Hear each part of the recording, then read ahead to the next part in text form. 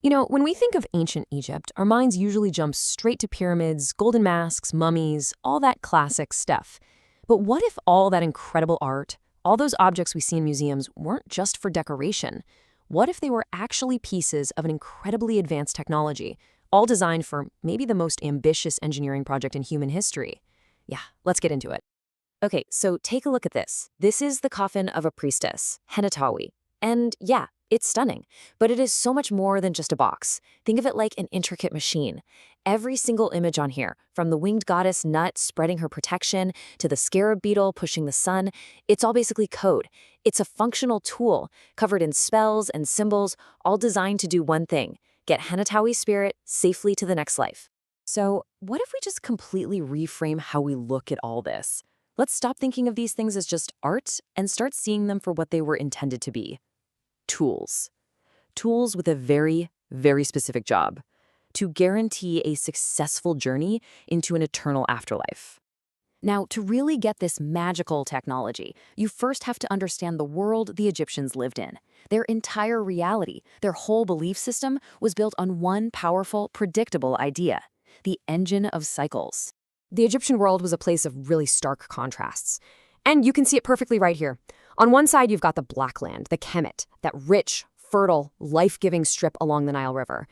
And then, right next to it, you've got the Red Land, the Deseret, which is just this vast, seemingly dead desert.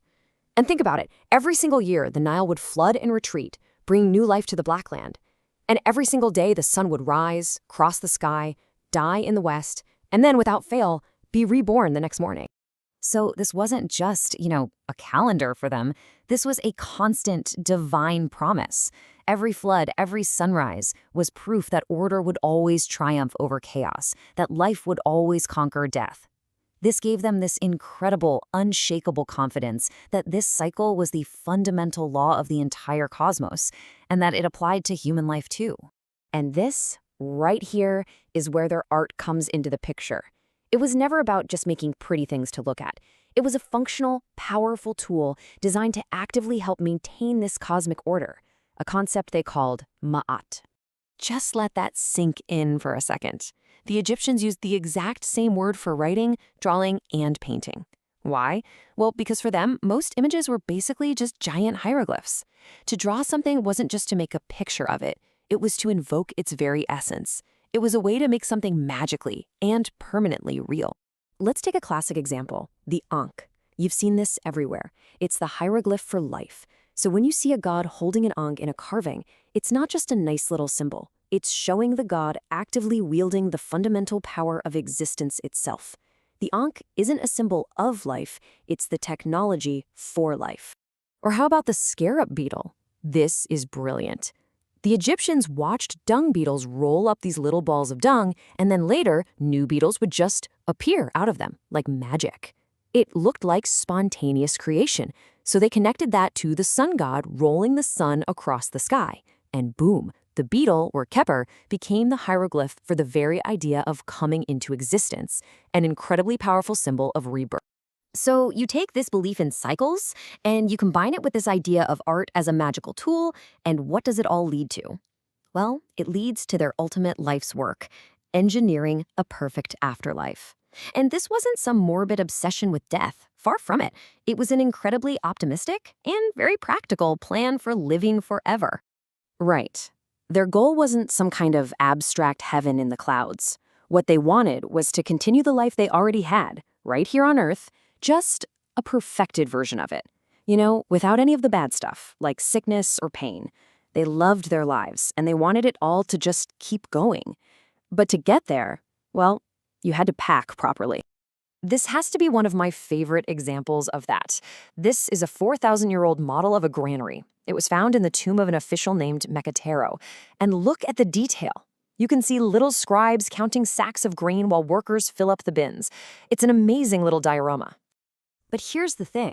It is not a dollhouse. By putting this model in his tomb, Mekatare believed it would magically activate in the afterlife. The little wooden figures would come to life and work for his spirit, his Ka, for all of eternity, making sure he'd never, ever go hungry. This wasn't a symbol of food. For all intents and purposes, it was the food. Okay, so if their art was really a functional blueprint for eternity, that explains so much about why it looks so, well, different. The strange poses, the flat perspective, it wasn't because they weren't good at drawing realistically. It was a very deliberate choice. It was a language, and it had its own specific grammar.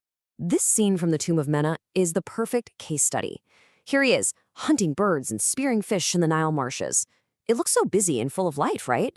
But if you look a little closer, you start to see that there's a very strict set of rules being followed here. This is what we call composite perspective. So you see the head in profile, but the eye is shown from the front. The shoulders are frontal, but the arms and legs are in profile. The goal here was absolutely not to capture a fleeting, realistic moment in time. The goal was to provide the most complete, the most clear, and the most permanent information you possibly could about a person. It's literally an instruction manual for how to rebuild the body in the afterlife. So we can just completely reframe our understanding. What looks stiff to our eyes is actually meant to be stable and eternal. What looks flat is actually a crystal clear schematic, where, by the way, bigger always means more important. This isn't primitive art, it's incredibly sophisticated information design. And you know what? This whole system, this belief in cycles and artist technology, it worked. I mean, it was unbelievably successful. It created a civilization of almost unimaginable stability that lasted for nearly 3,000 years. It's a legacy that was written in stone, one that we are still trying to decode today. Take the Temple of Dendur. Now, this was built pretty late in Egyptian history, but it's still following all those ancient rules. The columns are carved to look like papyrus plants, and see the base? It's carved with lotus flowers to symbolize the water. The entire temple is basically a stone metaphor for the world itself, rising up out of the primordial waters of creation. And in this really fascinating modern twist on preservation, when the Aswan High Dam was being built and threatened to flood the temple forever, it was painstakingly taken apart.